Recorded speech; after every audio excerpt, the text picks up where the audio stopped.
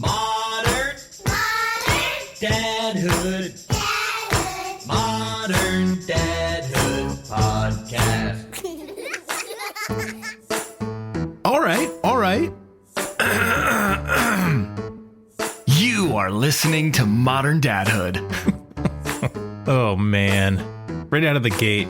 an ongoing conversation about the joys, challenges, and general insanity of being a dad in this moment. So, who are you? Yeah, my name's Adam Flaherty. I'm a dad of two girls who are 9 and 6. And you? My name's Marc Checkett, and I'm a dad to twin boy 5-year-olds. How 5? Hey, did you know that hey, can I ask you a question? Hey, Dad. Hey, Dad, I have a question. Hey, did you know? Spit it out! Spit it out! Sometimes Sarah and I just look at each other and we go, oh my God, how is there this much to say? How are they with listening? It's a real question. I think you probably know the answer. I probably know the answer. Oh my God, listening is so difficult. You know, to try to get them from dinner into like the shower or PJs or whatever it is. It's just reminding them every single step. And now they're at an age 9 and 6, especially my 9-year-old, where I feel like we should be able to rely on her a little more to like keep things moving forward and not get distracted and stay on task. And man, we're struggling with it. Yeah, I mean, my kids get lost, like going from like getting out of the bath and wrapping a towel around themselves to like going into their bedroom, which is across the hall. Mm-hmm. Like they'll stand there as if they literally have no clue what they should be doing next. It just becomes a grind, and I feel like they become desensitized to it when we are constantly reminding them, and it feels like we're picking on them. Like nagging, yeah. Right. We instituted some time ago a cooperation jar system. So each boy has a jar. They have two. They have the jar that has all the tokens in it, and then the empty jar. And when they complete a task, they get a token, and then there's like I think there's 10 or 15 tokens in there, and when they get all 10 of them or 15 of them into the jar, they get some kind of reward, and it could be like a trip to Starbucks with you get to choose which parent you want to double take shot. You. Yeah, and you can get whatever you want, and whatever you want to them is usually like a cake pop or a cookie. Hold on a sec. Can we talk very briefly about how disgusting those cake pops are? Yeah, they're not. It's a good idea. It's an example of a good idea, a bad execution. How much is a cake pop? I don't know. I was just going to say. I mean, I'd be happier giving my kids a $5 bill to just throw into the toilet and flush. Like I'd be just to take one just small happy. bite of before they light it on fire. Yeah. But so we started this cooperation jar, and it was, first it was kind of a free for all, and we were struggling with it. And then we talked to our therapist about it, and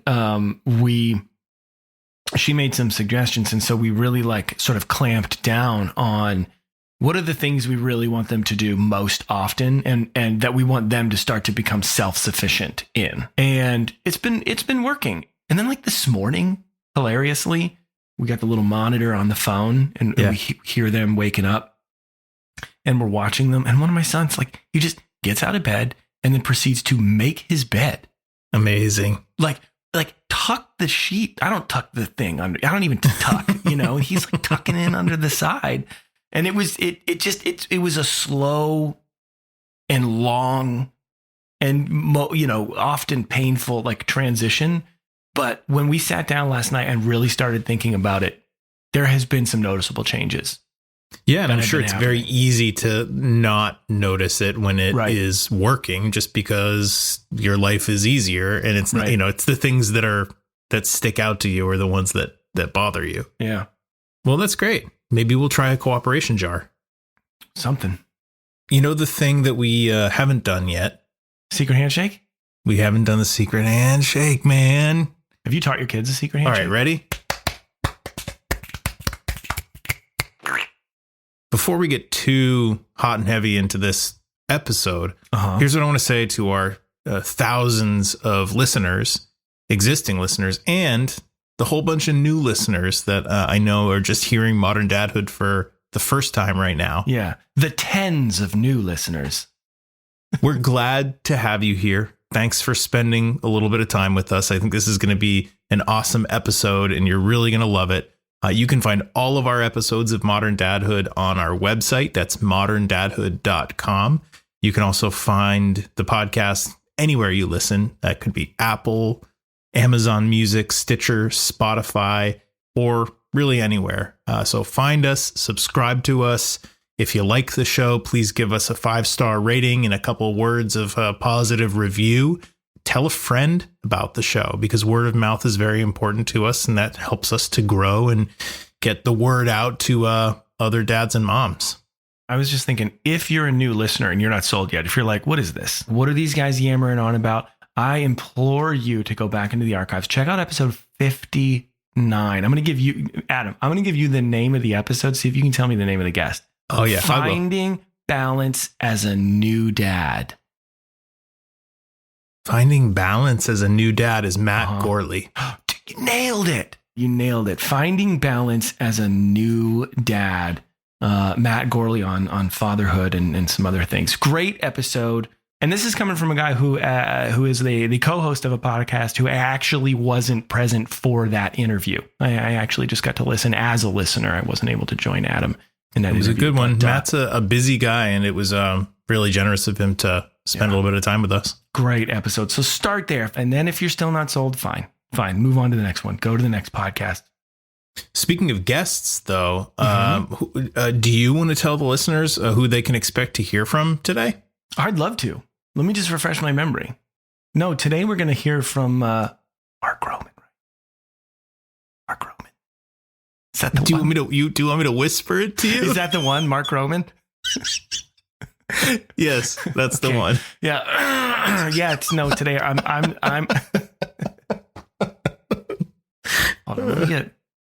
Oh my God. God damn. I'm stoked for our listeners because they're going to hear our interview with Marc Groman, who's a privacy professional. And let me just rattle off a couple of titles here and see if these make sense to anybody. Chief Privacy Officer of the U.S. Federal Trade Commission.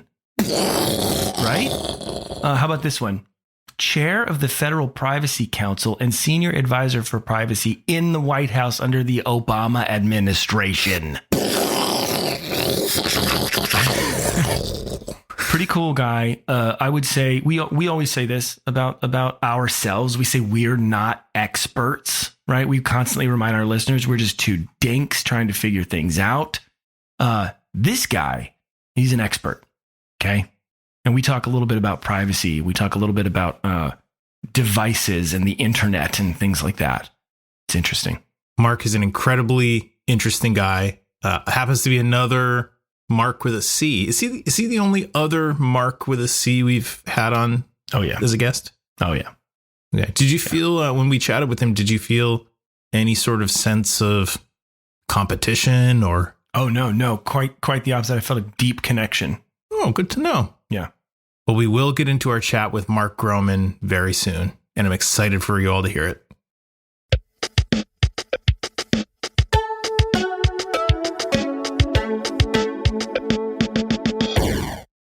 Marc.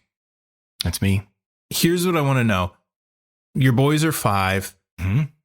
I know that their experience with technology, with devices at this point is still fairly minimal, right?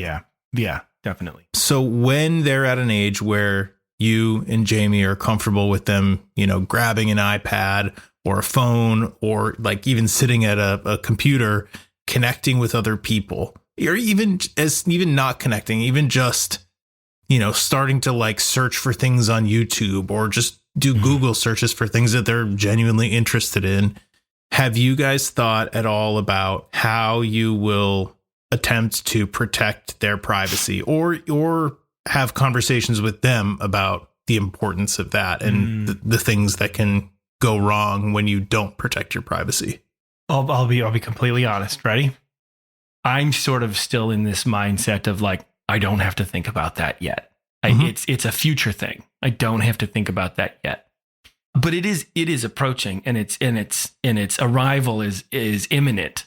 So while I'm sort of saying like I don't have to think about it yet, I'm also kind of secretly, quietly saying like, man, that is such an area that's scary, and I don't really want to start thinking about it yet because it's vast.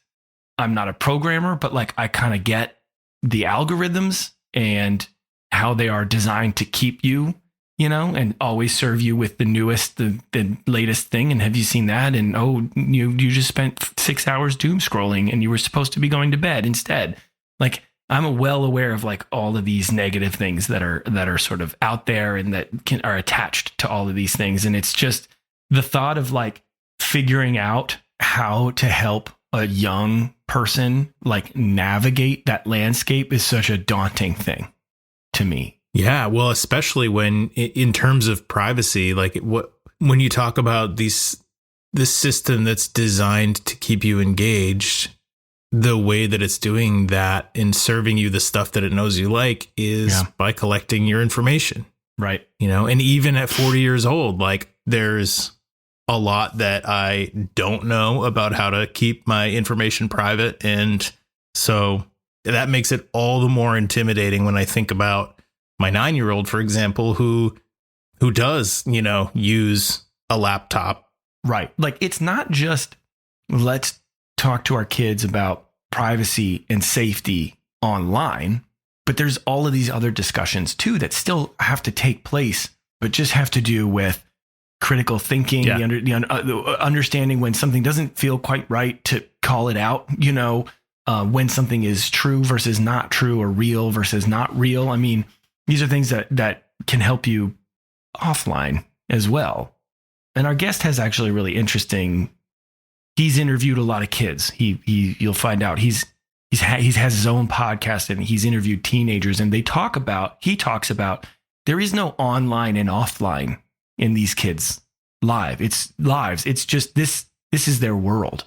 But you and I are still very much, we remember having dial-up, and we remember a time before the internet, and the online. When you used it, you had to go through a process to become connected. Right. And you were connected for that 15 minutes or 20 minutes or 30 minutes. And then you were disconnected and you were back to real life. Yeah. A big difference in those worlds. Huge difference. Not so anymore. I think it feels like a good time to segue into the first part of our conversation with Marc Groman now.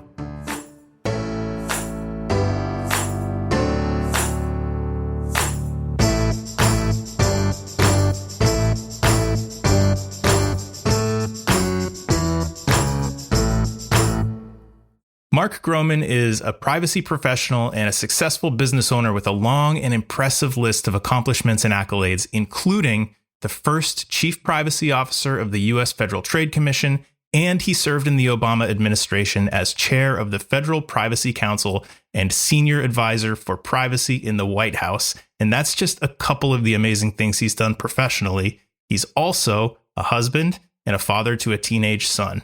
So Marc and his husband, David, produced their own fascinating podcast series called Their Own Devices. And Marc Groman, thank you so much for joining us. It's really an honor to have you here today on Modern Dadhood. It's a pleasure. It's such a great topic, and I've enjoyed listening to your podcast. Oh, thank you so much. The first thing I wonder is, I listed off just a couple of your credentials here, but when you have done as many things as you have done professionally, how do you kind of summarize that for people in a simple way? Privacy, cybersecurity, national security policy dude. There we go. All right. Is that your LinkedIn headline there? It's the tagline. It's certainly evolved over time, but I started out primarily working in the area of privacy, digital privacy, and data protection. And then that led into cybersecurity and now the national security sphere as well.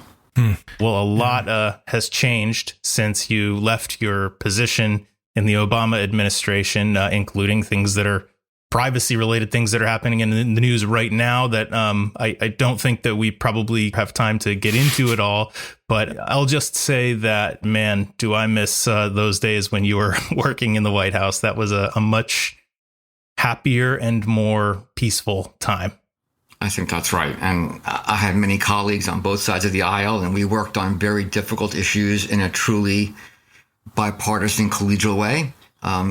And one of those areas being children and children's privacy, because it's something that we all care about. Yeah. And I'm hoping that kind of bipartisanship about these kinds of important issues that impact our children and our families, that can return. Yeah. Yeah. It seems like a no-brainer for people to find a place where we can kind of agree, in that topic. So obviously we have so many things that we want to talk about with you when it comes to privacy and kids and the internet and social media and so on and so forth. But we kind of always start these conversations with our guests just asking a little bit about your family. Can you tell us a little bit about your teenage son and what's going on these days in parenting for you? So parenting truly evolves as our children, and this is saying the obvious, but as they grow and mature, and hopefully as the frontal lobe in their brain continues to develop, the issues and the challenges change, right? The problems don't go away, but the problems definitely evolve. And my interest in this topic, because it was never really, children's issues, children's privacy was never really something on my front and center in my professional life or personal life. But I did find myself in the White House around the time when my son had entered middle school. And I would spend, 12 hours a day arguing with the FBI and DHS about computers and technology and apps and devices. And then I would go home, and at the dinner table, these same fights would replay, and actually they'd be far more frustrating because it was with my middle school kid talking about computers and technology. And I increasingly became concerned about a variety of topics that would come up at the table around devices, platforms, and internet use. I mean, that's what a dichotomy it feels like. Were there times where you're sitting there at the dinner table, you're talking to your son, and you're thinking things like, how did we not think of that?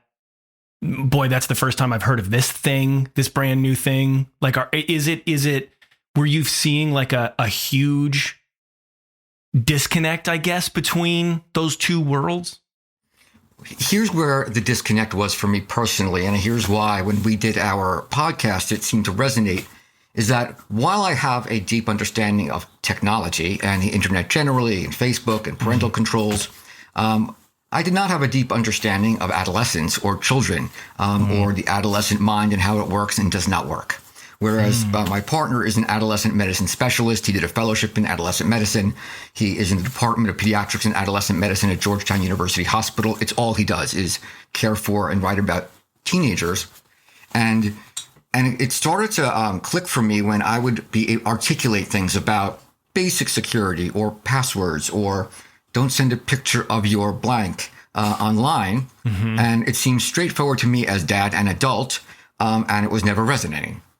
And so it was interesting for me to see how an adolescent or young adolescent was approaching this and their inability to appreciate risk and their need for the instant gratification, their inability to understand harm and to take the time to try and navigate some of the more difficult issues, how they were influenced by peer pressure or FOMO.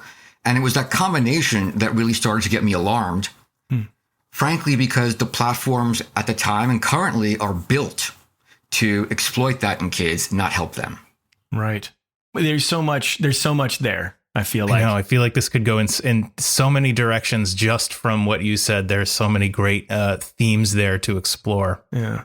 One of the things that I love about your podcast, and I do hope that dads and moms listening will take the time to go check that out and listen through it, because it truly is fascinating, is that every few episodes you bring teenagers in and interview them. And I don't know if it's just because luck of the draw, but the kids that you've involved in this are very articulate. They speak very well. They communicate very clearly. Not luck of the draw. That was a lot of work.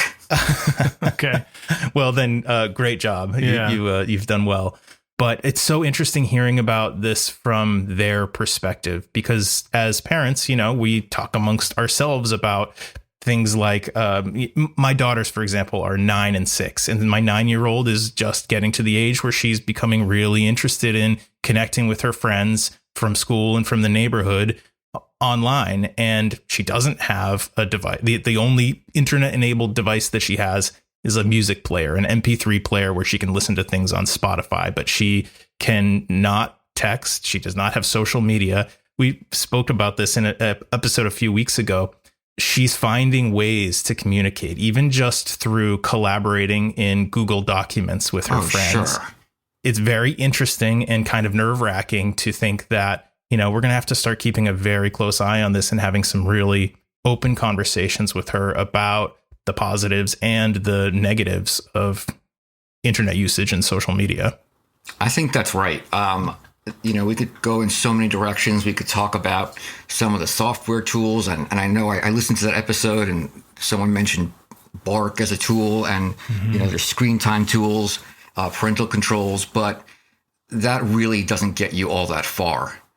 Because as I've learned from my own kid, it becomes like a dad-kid arms race of I put on a control and then he goes on YouTube and figures out how to hack it. Right. And then we're right back to square one, and you'd be, stunned at how a kid who really wants to really can circumvent most parental controls.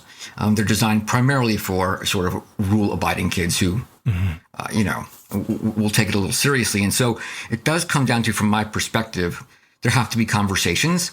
First of all, just about your family values, and we'll leave it at that. But we don't talk about the online world and offline world separately any longer, because from their perspective, there's no distinction. And so we should understand that as adults, that they don't see this as online and offline. It's just their world. If you wouldn't do it offline, you shouldn't be doing it online, full stop, period. And therefore, we need to train them about that. Of course, online presents different issues around anonymity, which triggers some stupid behavior.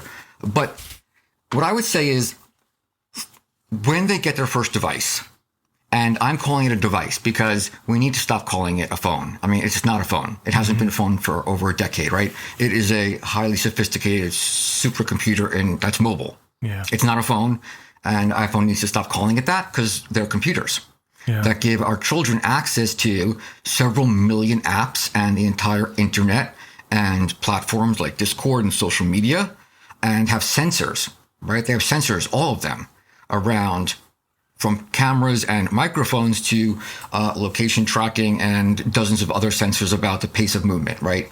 It's not a phone. So let's not call it that. It's like calling it a calculator because it has a calculator function. Right. Yes, we might as well call it exactly right. So recognize that. And then as we present it to our children at the age that the parent determines is appropriate, is to walk through what it is you're receiving, and then set up the parameters and rules and expectations around what they're receiving, and explain it. Pros, cons, do's, and don'ts. Walk them through the basic privacy and security settings, which I'm shocked most adults still can't do. Yeah. But to understand what it means to navigate the online world, what it means to be on social media, and walk through all the issues gradually in a way that is not condescending or patronizing, but just saying, hey, I want you to be there. There's a lot of great stuff on here, right? Social media can be very positive, but there are a lot of really dangerous things out there, and let's walk through them. And I want you to understand how this works. Yeah. For me, so my kids are a little younger. I have twins that are 5. So I'm kind of only just sort of getting into this world a little bit and thinking about all of these things. And I'll be honest. It's a thing that I sort of, because I've been able to, because my kids are young, but also because it's a little terrifying, I've been sort of pushing out. I'll figure out how to deal with that. I'll figure out how to talk about it. I'll figure out how to understand all of these things. I'll figure out how to keep up pace with, because it's this sort of seemingly like exponentially, advancing area that we're talking about. And all of that, it sort of adds to the terror, like the, oh my God, this is a thing that scares me.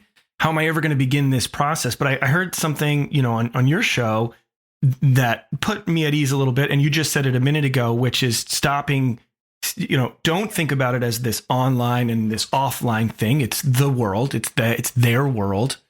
And that helped to put it in perspective a little bit for me and make it a little bit less terrifying. And then the other thing is the notion that where you should begin are conversations that you can have fully independently of the topic of something like social media, for example. When you start putting in the perspective of talking about understanding what's right and what's wrong.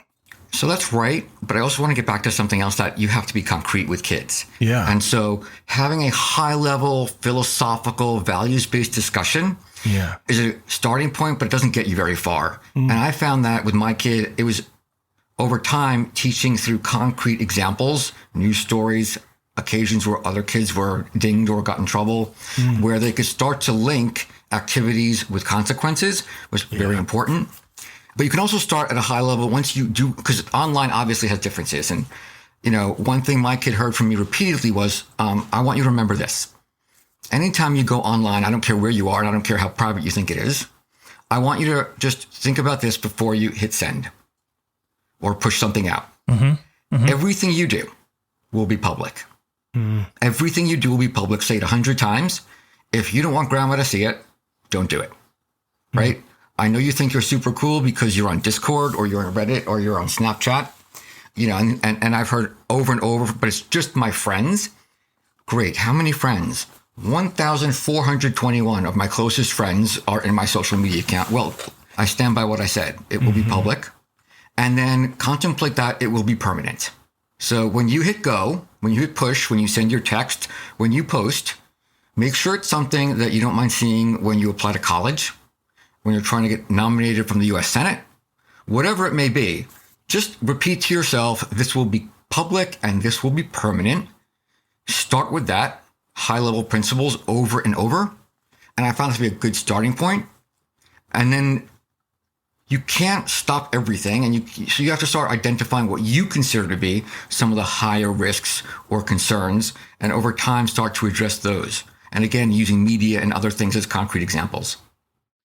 Yeah, that's really interesting. And one of the themes that does come up frequently in the episodes of your podcast that I've listened to is that notion that until maybe a certain age, young people don't have the true ability to understand or perceive the potential consequences. But that's true of many adults too, by the way. Absolutely. Absolutely. I also wonder, is part of it that maybe they do think about potential consequences, but they don't have the ability to really care about them? And maybe that's because, the idea of social media is, we talk about it being like a drug, and the dopamine hit, part of it is just the thrill of sending whatever it is. There's the thrill of it, and that overpowers their ability to reflect before they send it. Right. So I would say that tees up two issues.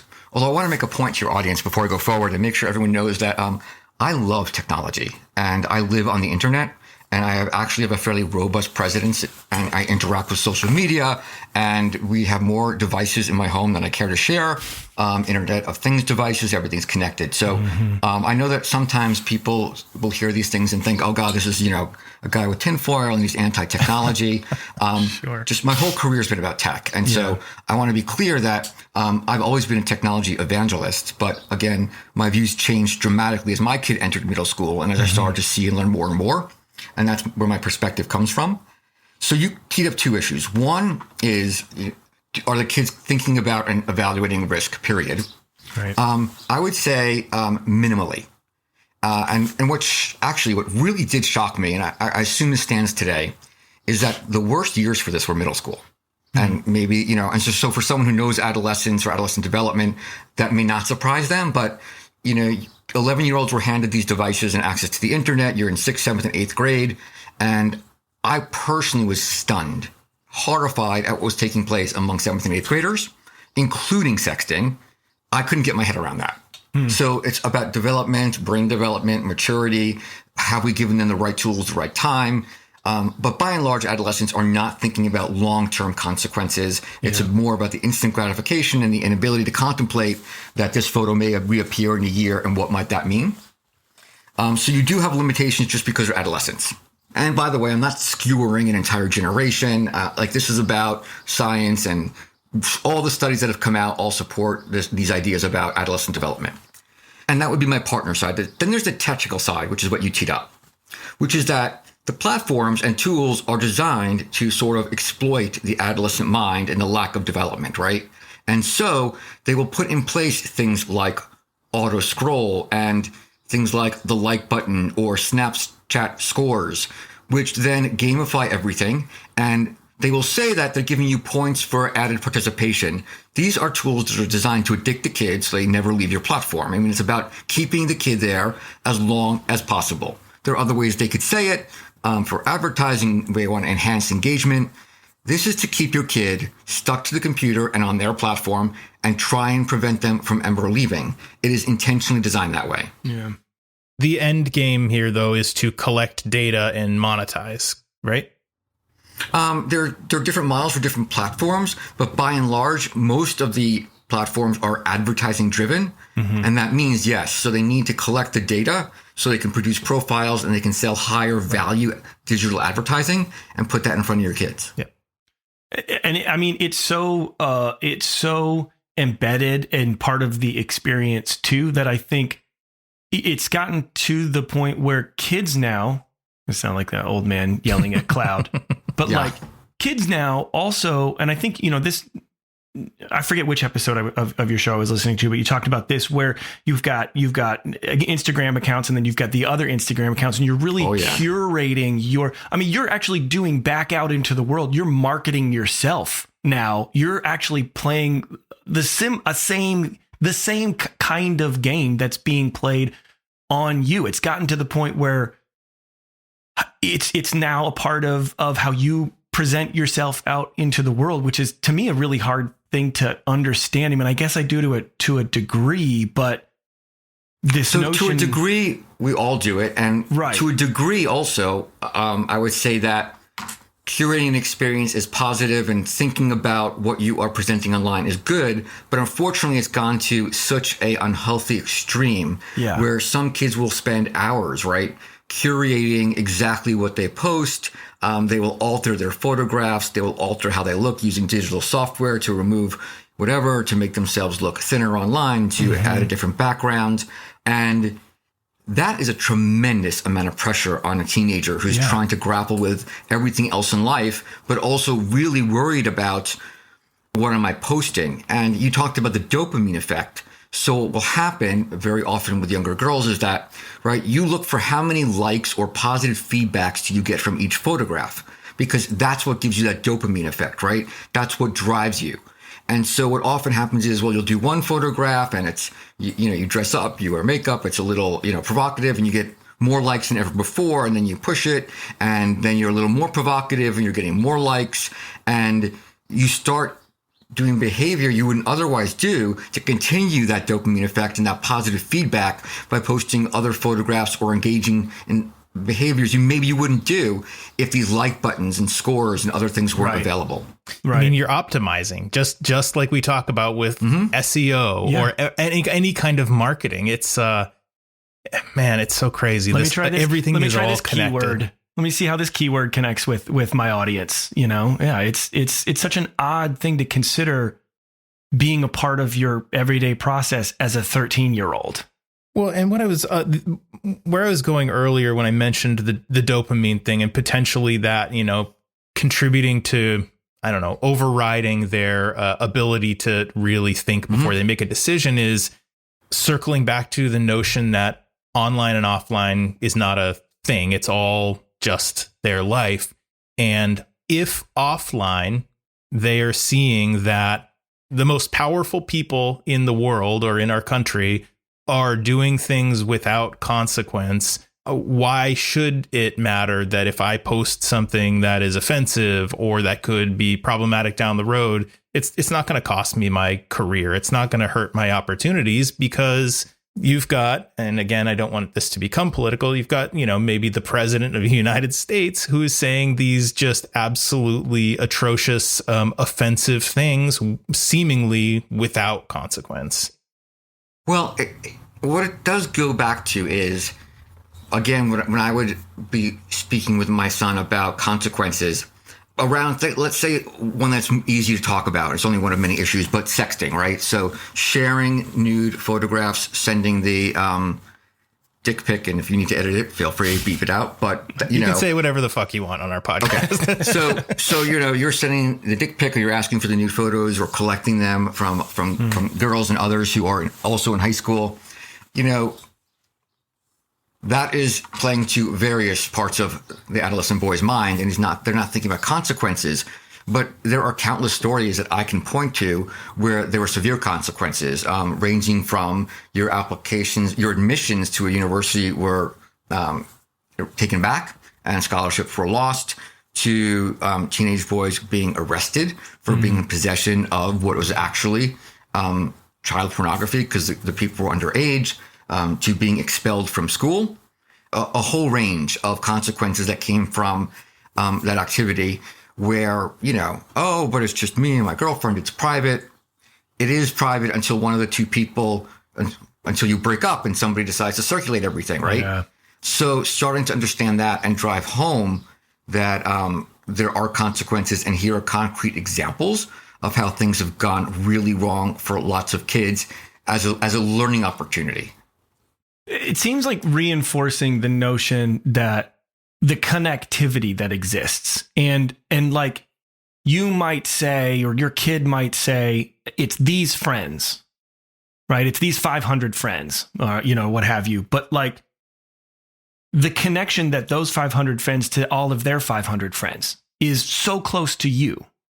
And then there's, I know that there are apps and there are methods that people use of saying, I'm going to put this out, but then I'm going to delete it and no one's ever going to see it again. And that speaks back to the fact that like, hey, it's out. Once it's out there, like it's kind of out of your hands, and you're connected to so much other stuff, other people, that it's so hard to really know. And no matter how hard you try to control, once you're in that, it becomes out of your control so quickly. Like, is that a worthwhile point to try to continue to sort of hammer? We have to make that point, right? That goes to my sort of earlier comment about, saying at the dinner table relentlessly, just assume it's going to be public and permanent. Just assume that, right? Those things that you shared with that girlfriend or boyfriend that become public after the hostile breakup, or somebody's angry or hurt or jilted, the small friend group, and the number of times the group chats for middle school and early high school students are a disaster. They have huge benefits, but I can't tell you how many problems, if not most, that we observed somehow had their roots back to the group chat of the 50 kids from school, and something that was said, misquoted, misunderstood, someone was dropped or ostracized, put in, put out, and just not being able to understand that, like, the number of times, not just from what I observed here, but I've heard from, like, a kid posts something in a group chat that is just the 50 kids, and the next morning it's on the principal's desk. Right. Right. What a shock, right? Parents have controls, parents can see, some don't. So I've seen multiple kids suspended for things that were posted in these private group chats that they never contemplated would be anything but private with a small group. So they have to think about that. Is this a place where those of us who are of a certain age can remember being back when we were kids and having, we'll call it a group chat, but like, what was it in real life? Probably like a sleepover where we had 6 or 8 of our closest friends, where we're talking, about something that we would never want our parents or our teachers or the principal to overhear, where maybe there's a drawing that somebody made that's, and the better analogy might be passing a note in class, which I was notorious for in high school. Sure. Yeah. Right. Where you write something stupid, or it's the picture of a teacher or whatever it is. Right. And you never intend it to be disseminated or seen widely. And then the teacher grabs it, reads it to the class, whatever it is, and it lands somewhere else. But it's still not even close. Well, and I think it's like what I'm kind of getting at is like that was a very real possibility, but it's so big. It's so much bigger. It's so much more amplified. It's the friend groups are larger. The potential is so much greater. And like, do we get that? Do we understand that? Meaning like we, the parents who kind of remember passing notes, in a class. No. I mean, that is, so parents really do need to understand the technology your kids are using, the platforms they're on. And I don't mean or expect parents to have to understand every nuance and every technical platform control. It's impossible. They evolve. We can't keep up. But we do need to understand at a minimum, what are the tools on a given platform? Is it group chat? Is it only one-to-one chat? Can they chat with strangers? Is it restricted to certain groups? Is it allowing for posting? Is it photographs? Is it location tracking? Those are some of the basics that's important to understand about a given app, so that we can talk to our kids about it, and we can understand it and they can understand that. If you want to be, a dad who connects with your kid, we can try and guide their interests, but at the end of the day, their interests are their own. And so I was never a basketball fan. And for whatever reason, my kid's an outstanding basketball player. And I spend all year now at basketball games, watching him play and others. And, now I've read books and I know basketball. And when it comes to the way they engage online, if your kid's a gamer, pick up the game and the joystick and learn. And understand some of those features in a game and try and make it fun. It's a chance for your kid to teach you, and for you to be the student and the child to be the teacher, but to understand what does it mean when we're talking about in-game purchases and buying avatars and skins. And what do you mean my kid spent $300 in a game? It's a game. I didn't know they could do that. What do you mean that they're talking to strangers who are adults and I don't know who they are? How was my kid's account hacked? So being able to understand that will put you at ease, and you'll get to see why they enjoy it, what it is about it, and you'll learn about it. Our chat with Marc covered so much ground and was so inspiring that there was very little to edit out. So this is going to be a 2-part episode. So you've just heard part 1, and please stay tuned for our next episode for the second half of our conversation with privacy professional Marc Groman.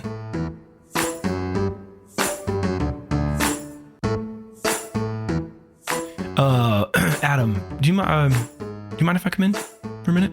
Come in? Yeah, do you mind if I come in? Oh yeah, welcome. Come on in. Thanks, dude. Ooh, make yourself at home. Ooh, it's a little pungent in here. Can I offer you some tapioca? That'd be great. Thank you. I haven't had tapioca since the 6th grade, so yeah, sure. I'll take you up on that. Do you drink tonic? Doesn't everybody? Coming right up.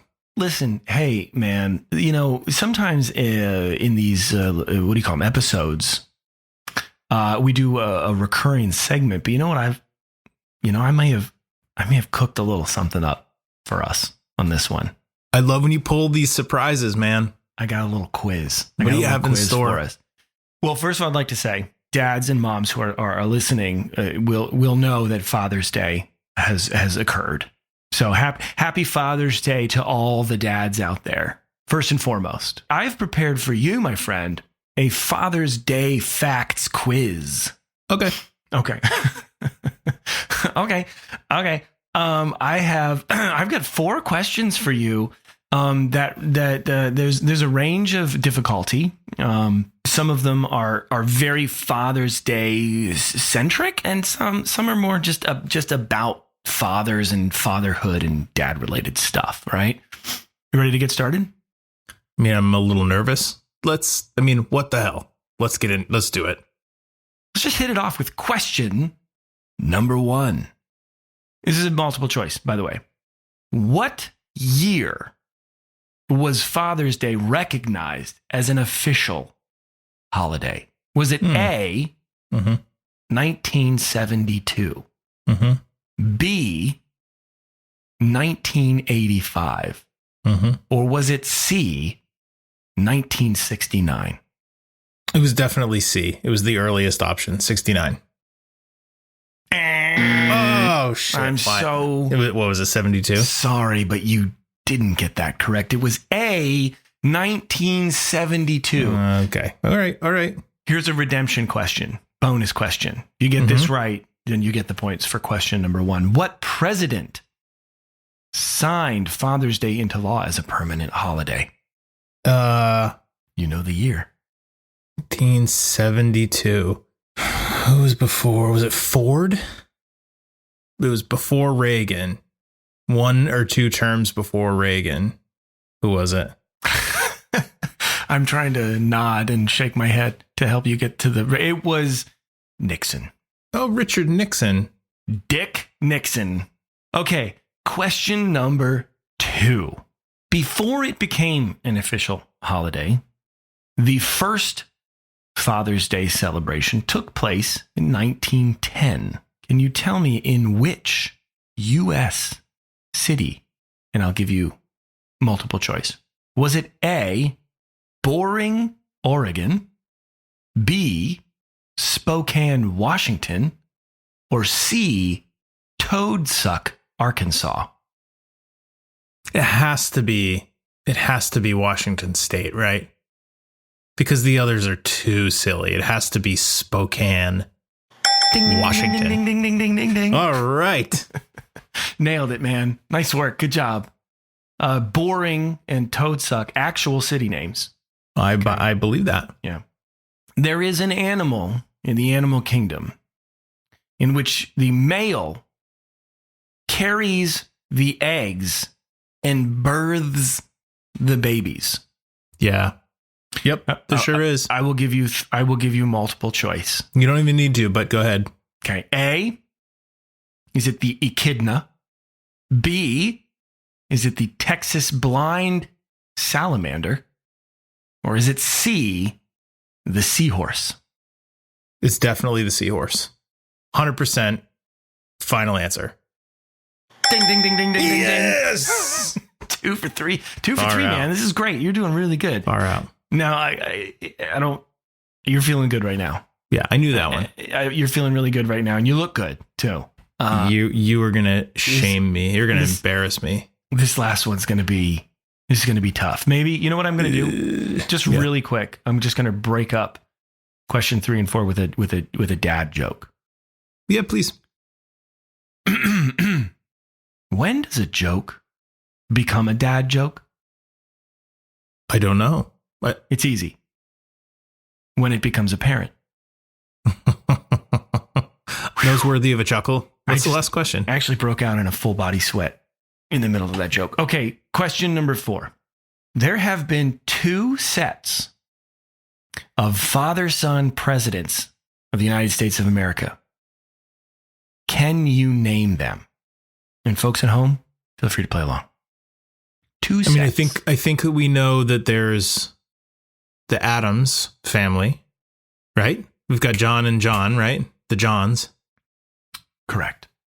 And then I'm going to have to start a timer on this one. I know what you want me to say. You want me to say the Roosevelts. But no, I'm not going to say that. The 20-second timer has started. I'm not going to say that. It is 15 seconds. Oh, come on. Taft. Garfield. 6 seconds. 3 seconds. Is it the Bush family? Ooh. Just under the buzzer. Ding, ding, ding, ding. Okay, all right. That was a good one. You did great. You did Thanks, great man. on the Father's Day facts quiz. I'm not feeling great about it, but it was a fun exercise. Great. Good. It's good. It's good to exercise the old noodle once in a while, you know? All right. I have a real strong feeling that this episode is going to run long. So why don't we close it out in a timely fashion? Let's just bing, bang, boom. You ready? Yeah, go. Thanks for listening to my friends, dads, moms, acquaintances, people we don't know. Thanks for listening to Modern Dadhood. Again, we ask you, please consider leaving a quick rating and review wherever you listen. May it be Apple Podcasts, Amazon Music, Stitcher, Spotify, wherever you listen. We challenge you. Tell one dad or mom friend about the show. You can also find us, just really quickly, on Instagram, Facebook, LinkedIn, and on the internet at www.moderndadhood.com, where you can purchase things like t-shirts, dad hoodies. You can listen to all of our episodes. You can fill out a little form, which will send a message to me and Adam, and you can say things like, I love the show. I know Dwayne The Rock Johnson, and I think he would be a good guest. You could say that. What did I miss so far? Oh, I think you got most of it. I think it would just be saying thank you to Casper Babypants and Spencer Albee for the music that's heard in our episodes. Thank you to Pete Morse at Red Vault Audio for taking our recordings and mixing them and EQing them and making them sound great. Thank you so much to Marc Groman for joining us. And please do, listeners, come back for our next episode for the second part of our conversation with Marc. It was a fascinating one. And Marc, check it. You take the last one, please. I would just like to say thank you for listening.